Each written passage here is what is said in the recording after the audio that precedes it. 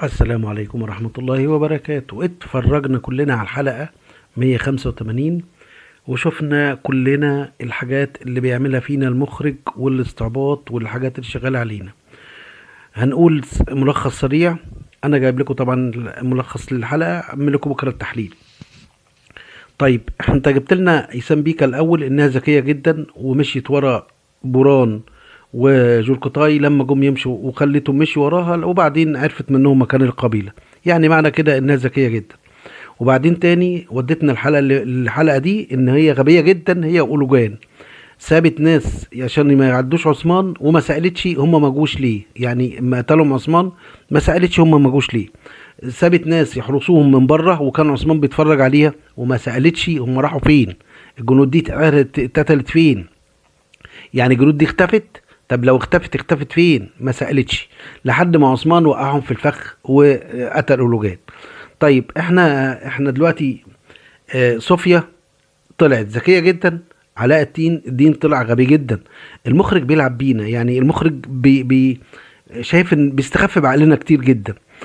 صوفيا علاء الدين لما هيمشي وهيقتل الحراس مش هيحطهم في العربيه ولا هيداريهم وان هم كانوا جايين في العربيه عادي. وهيجيبهم ليه؟ ما يسيبهم بره، ما يسيبهم في الحته اللي قتلهم فيها. لا، هي صوفيا لا تجابهم قتلهم ولا هو قتل حراس ساعه ما مشي ولا هو قتل ايه. بس علاء الدين عمره ما هيعمل حاجه زي كده ويسيبها مفتوحه وراه.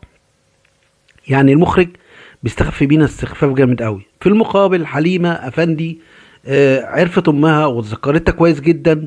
وبعدين في المقابل المخرج مخلي عارف ان حليمه راح باله راح عند الراهبه. البنت خايفه، حليمه مش خايفه على امها ولا خايفه انها اتذكرت امها واتذكرتها، والمخرج مش جايبه بيلعب معانا. مش خايفه على امها، ده خايفه على الراهبه وخايفه على خالتها. خالتها مين؟ هي خالتها اصلا.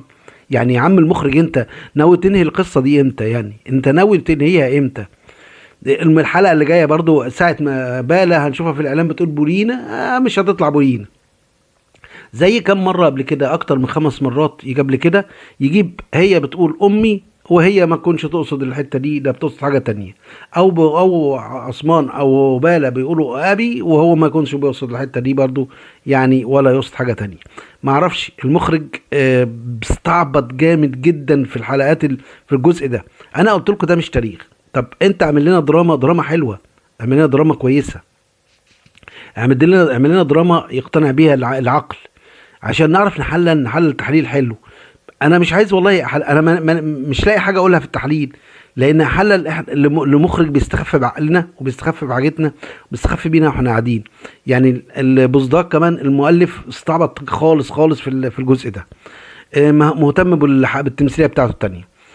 ما تنسوش يا جماعه لو عجبكم الفيديو اعملوا اشتراك. عايز مني اي حاجه اكتبها لي في تعليق عن التاريخ، عن عثمان، عن صلاح الدين، انا اعمل لك عليها فيديو على طول. وارفعونا وارفعوا اللايك وارفعوا الفيديوهات من الاعجابات. تابعوا القناة علشان نقدر نقدم لكم كل جديد، عشان نقدر نطور من نفسنا ونقدر نكون معاكم. بكرة بإذن الله اعمل لكم تحليل عن الاعلان كامل واعمل لكم على التحليل عن الحلقة. السلام عليكم ورحمة الله.